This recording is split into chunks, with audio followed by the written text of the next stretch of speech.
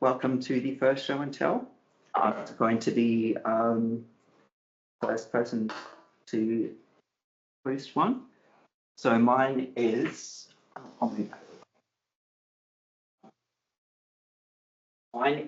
my journey porting Ken's Labyrinth to the Nintendo Switch. I should have written that in the title.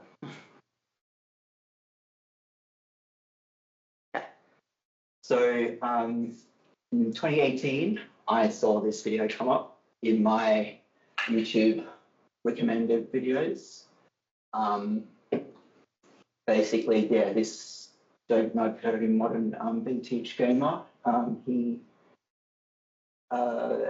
ported the arcade game Outrun to the Nintendo Switch. So if you haven't seen Outrun before, that's Outrun. It's just a basic racing game. And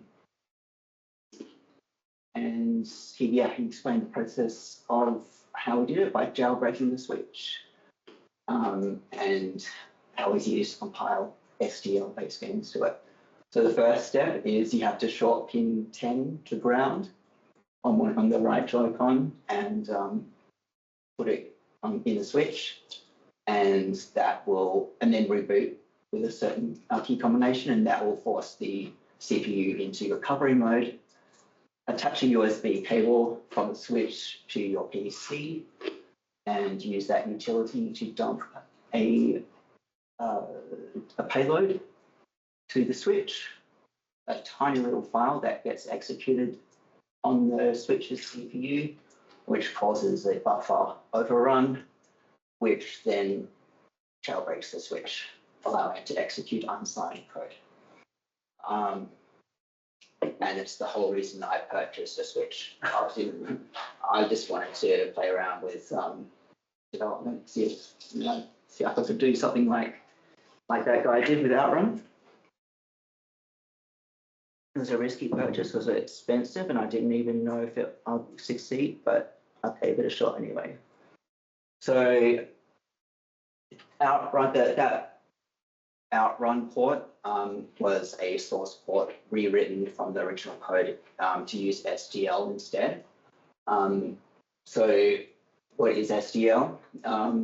Just that's from Wikipedia. It's a basic library for abstracting the hardware from you. So that if you can write multi-platform code and you don't have to worry too much about hardware. You do have to make some changes, but if you're lucky, you might just be able to compile an existing STL-based game to a new system. You're not always that lucky, but that's how he was able to port Outrun to Nintendo Switch, which hadn't been done before, but STL port was already written. And it supports Android, iOS, Nintendo Switch, obviously, macOS, Windows, even Commodore Amiga, and it uses all the modern graphics APIs like OpenGL, Vulkan, Metal, and Direct3D. And SDL2, the latest SDL, is available for the Nintendo Switch in DevKit Pro, which is the toolchain that we have to use for homebrew development on the Switch.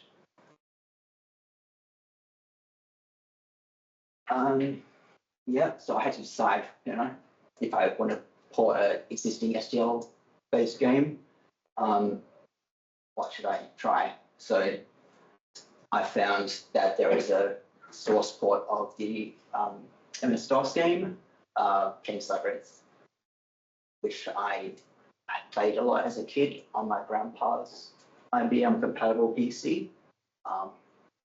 So since I was familiar with the game, had a bit of nostalgia for it, I decided to see if I can bring it to the Switch. I downloaded the latest release of this source port, called Labyrinth STL. It's basically an STL-based rewrite of Ken's Labyrinth. It uses a lot of Ken's old code, but the actual like handling of the drawing, the sound, all that stuff, it doesn't have to require an old PC. It just has to talk to the STL library, which will do all that for you. And this source port also added additional enhancements to the game, like higher resolution support and texture filtering, as well as stereo sound, and fix a few crashes as well. So it was developed by this guy, Ken Silverman. In fact, when you first start the game, there's a rotating picture of himself, which is right there. That was him when I think he was about 16, 17 years old. When he wrote the game, he wrote the code for the game himself. He did about half of the artwork. His friend did the other half of it, and he wrote all the music for it as well. And back then, I didn't really have the internet was just starting out at that time, so he had to do, reach out to publishers and see if he could get his game published, and he eventually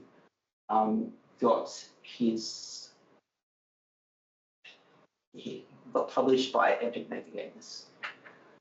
So as you can see, it's a first-person shooter.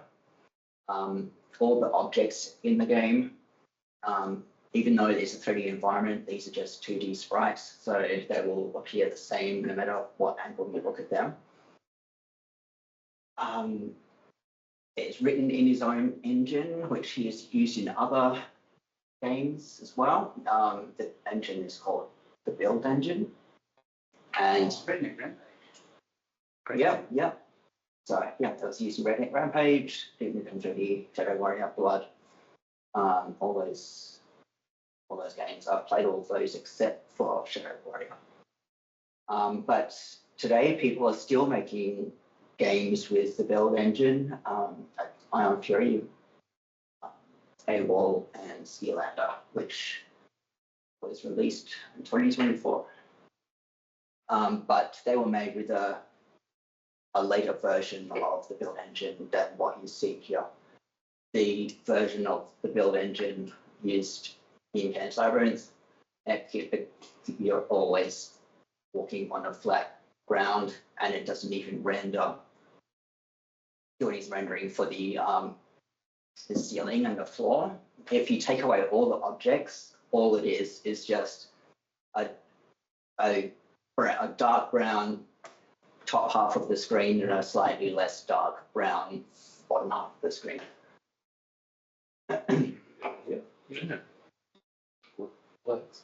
Yeah. And he said he's a math nerd, so he wanted to know how to do 3D programming, and he had to work it all out himself, bought himself a lot of books. Those days. Yeah. Those are days and days. Books. So since Lab 3D STL, like the open source port of Ken's Labyrinth that I was going to be bringing to Nintendo Switch, since that still was based on Ken Silverman's old code, you're going to have to deal with a lot of his old code.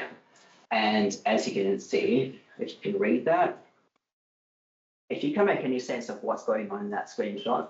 I see bit shifting, so no, I can't make any sense of it. Yeah. There's a lot of bit shifting in those days because it was the fastest way to do a lot of operations. You had to be smart to know when to apply it. But back then, you had to squeeze every bit of performance into your game because this was the early days of 3D. So I like how it's just like, if that is 98, but there's another one up there, 68, 73. Why? Where have those numbers come from? Sometimes the only way I know what a line of code is doing is if I just delete it or and see how different the game is. So yeah, as you can see, this is plain old C. And yeah, comments are very rare. And when they do come up, they don't make any sense either. Variable function names, they're cryptic because I believe the C compilers back then had a variable max length of like 8 characters or something. So you had to kind of compress them down. Like for example, this KSA function, I've worked out he just used K to mean like Ken's Labyrinth, and say it just handles the speaking to the there's a voice clip of him saying welcome to Ken's Labyrinth. There's a function that handles that.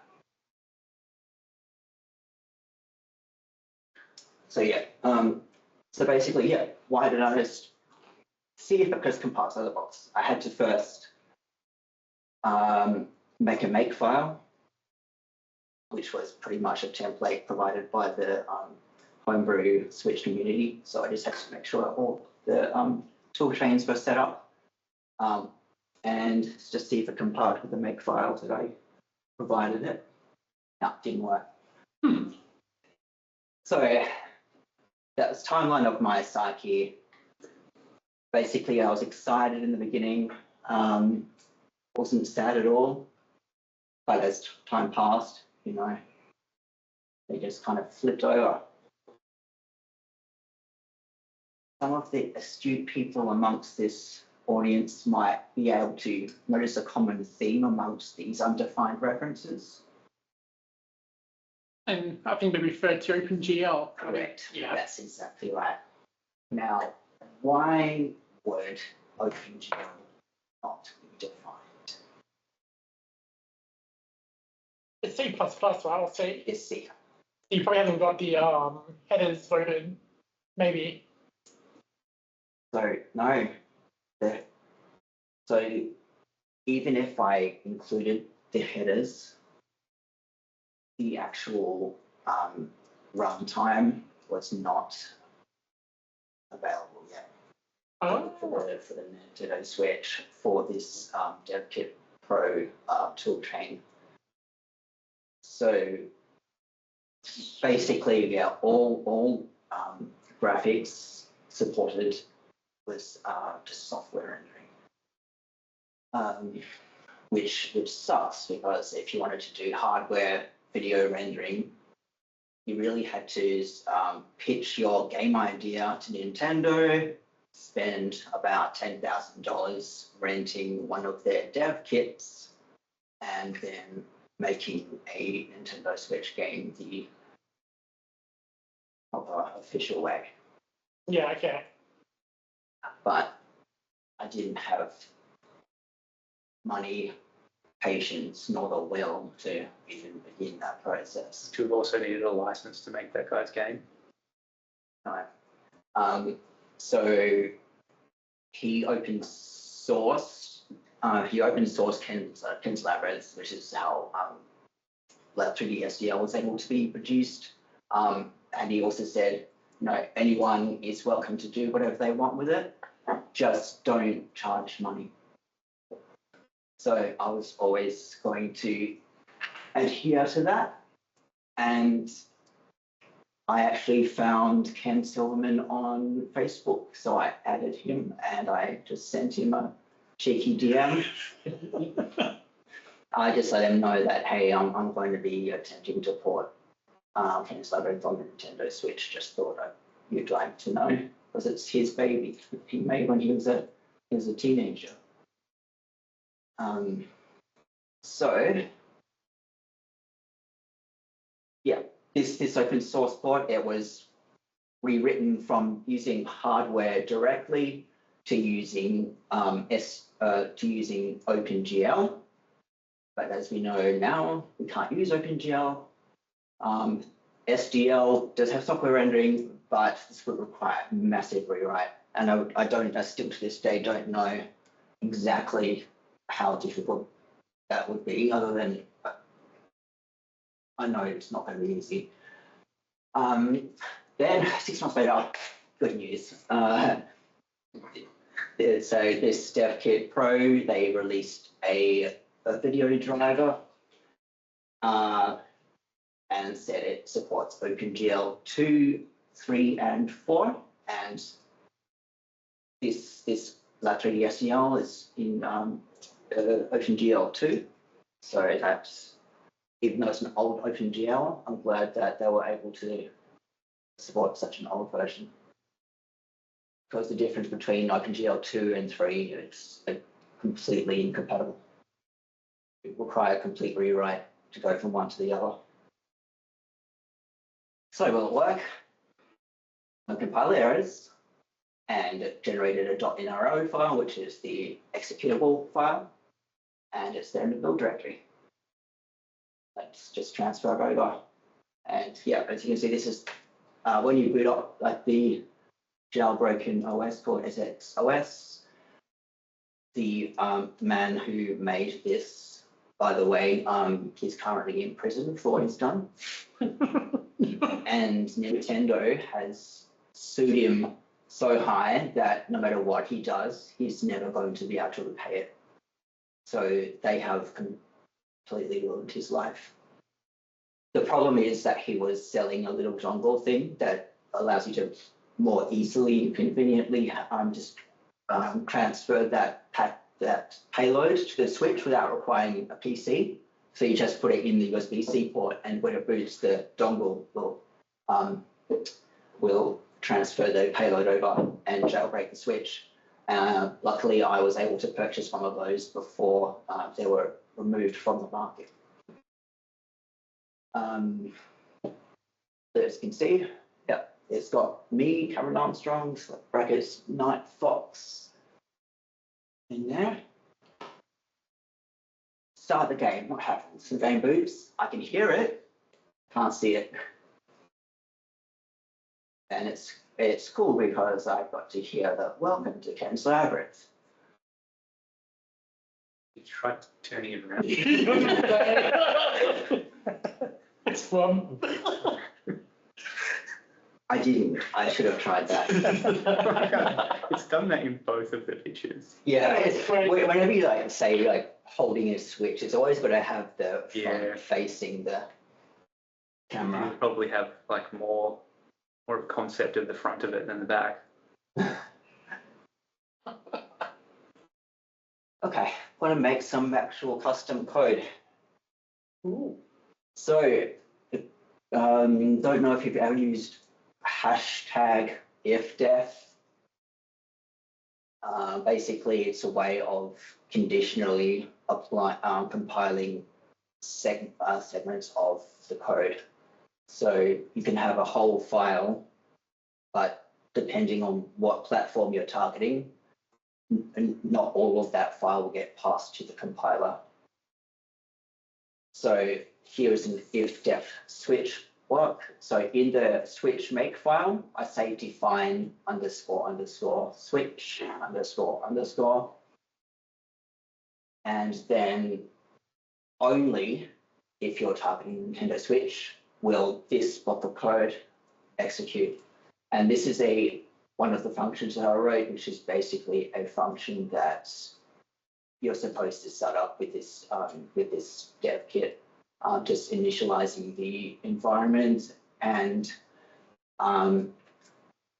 if your Nintendo Switch is in handheld mode, it'll be resolution 720p, but if it's in the dock, it'll be 1080p.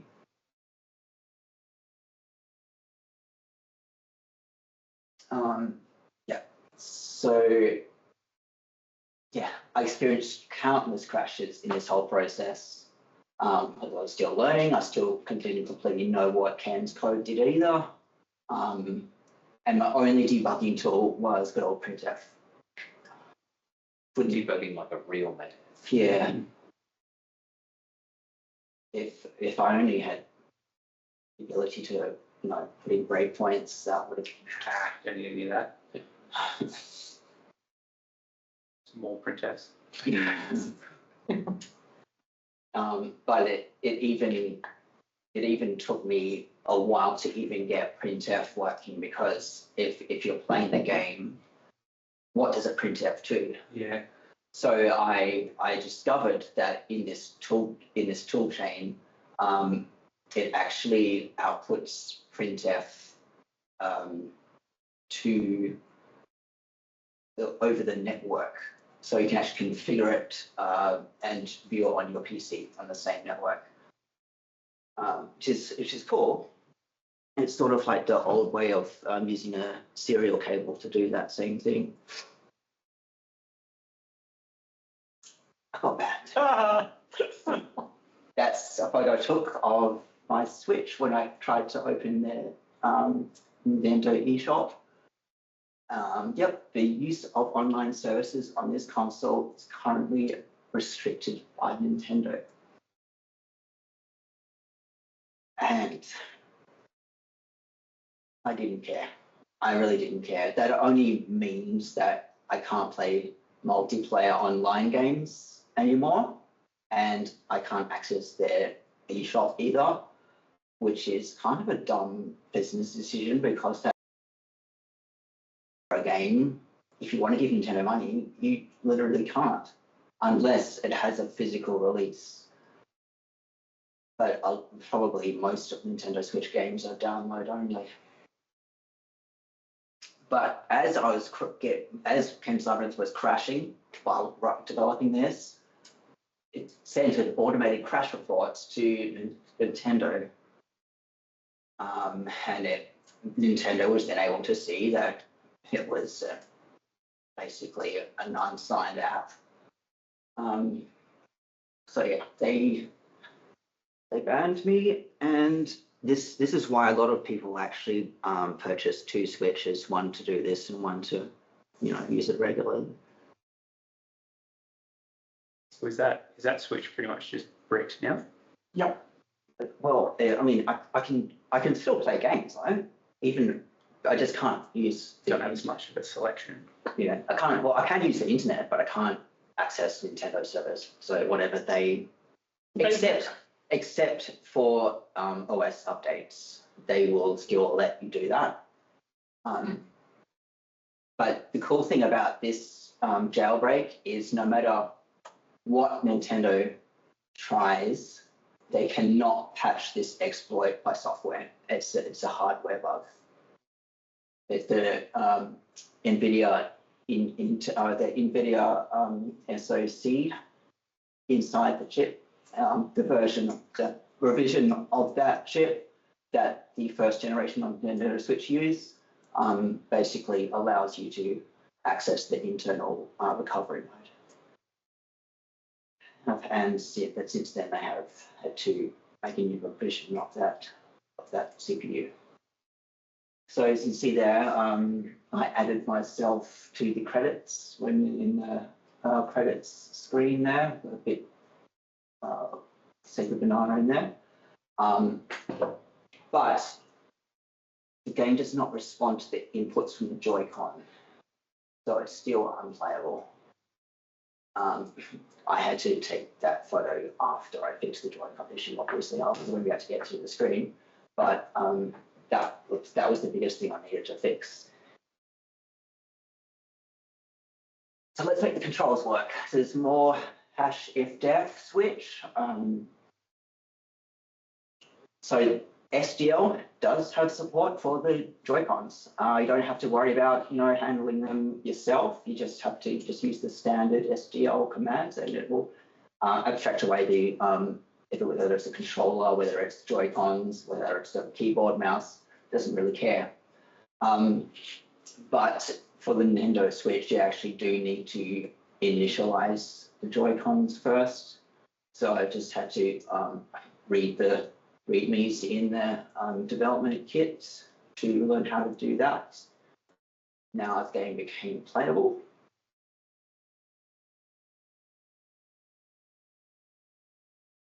And that's me again, still not happy. So the music in the game was very clicky. People would keep skipping If you don't know about how music was generally done in the MS-DOS days, if you had to like have an expensive sound card to have actual sampled sounds. So there was this card called Adlib, which basically is an FM synthesizer, which actually sounds very good. It uses a Yamaha chip, which there's a cousin of that chip used in the Sega Mega Drive. So if you notice why old MS-DOS games and Mega Drive games kind of have similar sound in music, it's because the chips are produced at the same time by Yamaha, and they use the same algorithms to generate the sounds. And because Adlib is no longer a thing these days, we have to use an emulator for the Adlib sound. So Labyrinth SDL has an emulator for that, and Ken Silverman himself wrote that emulator.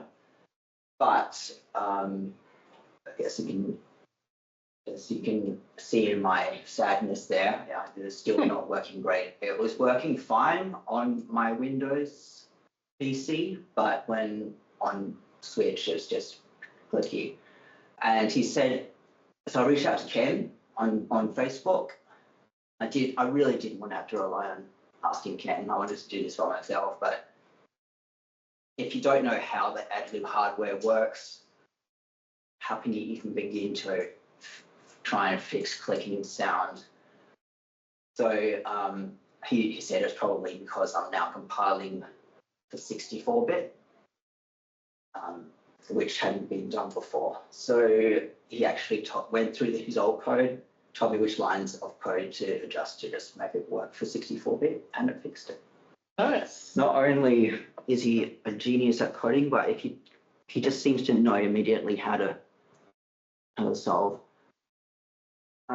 Okay, so yep, fixed that issue. There's me again, but now I'm happy. I can actually consider.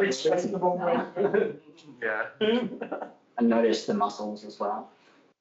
Oh, I that's don't know. weird. The pocket on the shirt doesn't look right. Yeah, thanks, so alright. Anyway. That's the thing you noticed. But obviously, I can't release it in Nintendo's official store. They don't even allow you to release free games on their thing anyway. How can they profit from that?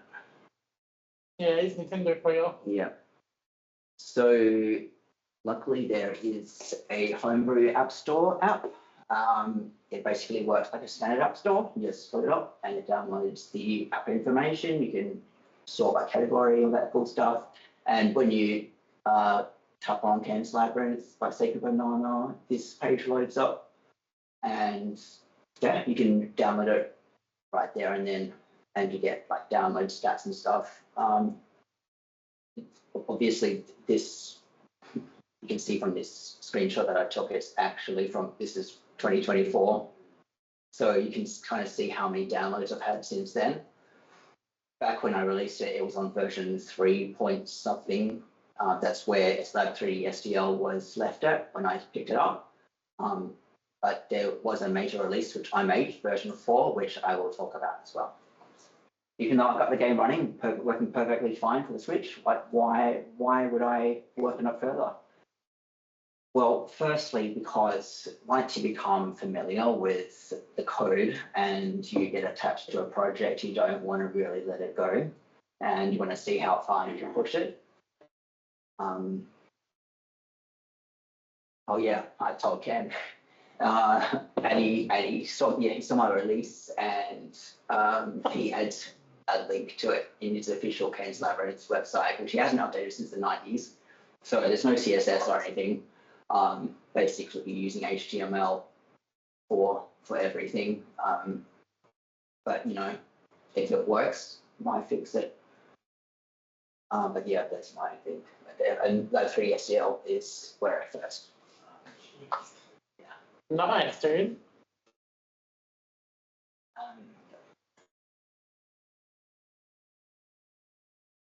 So, a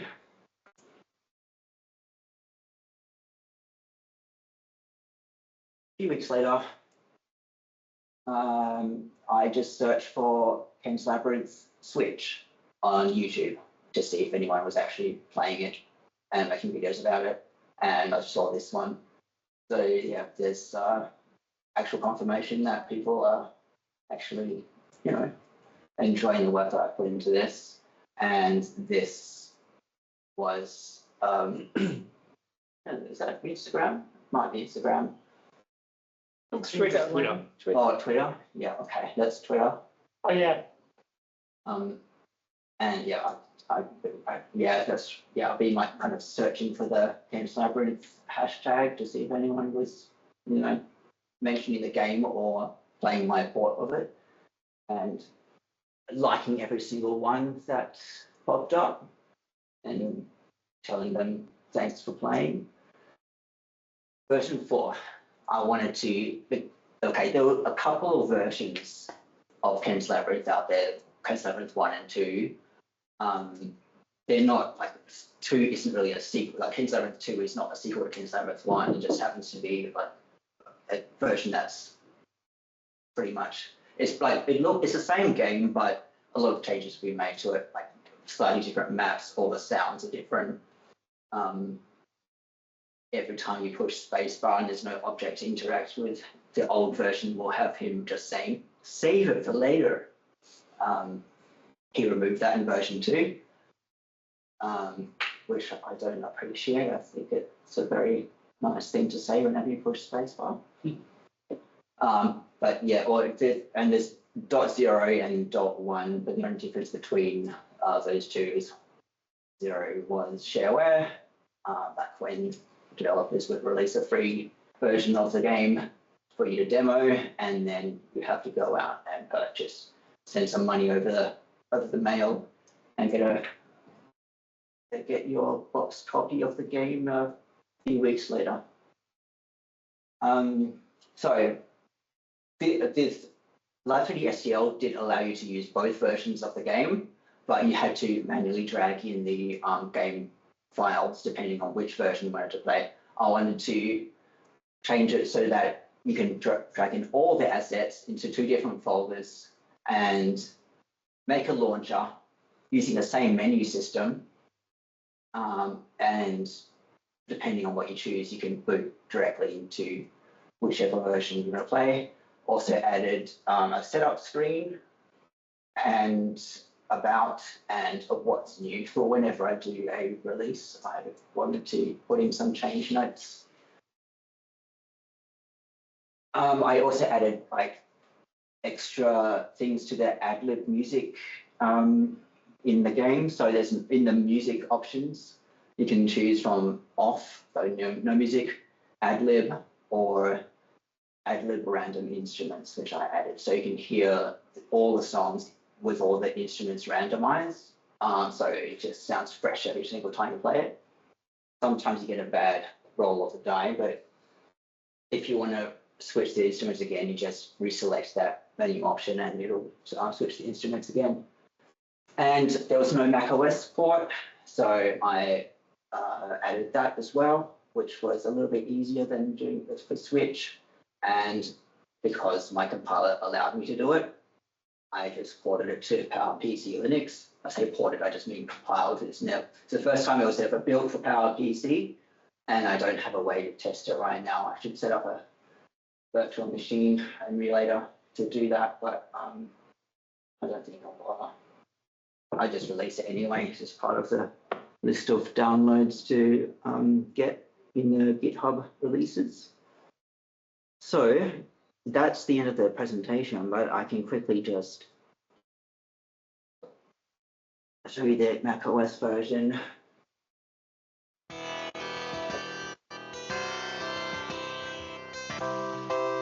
So this is my launcher that I showed you before.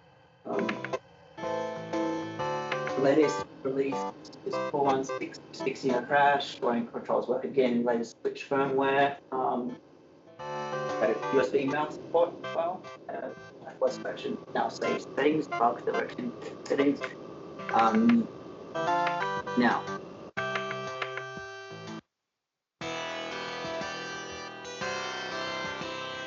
Welcome to Ken's Labyrinth. There's sound, and there's Ken.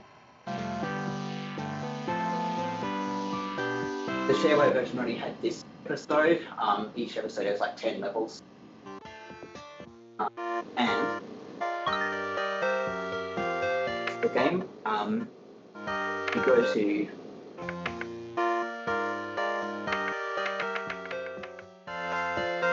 Labyrinth emulation. There's this one, but I'm trying to do some noise cancellation, I think.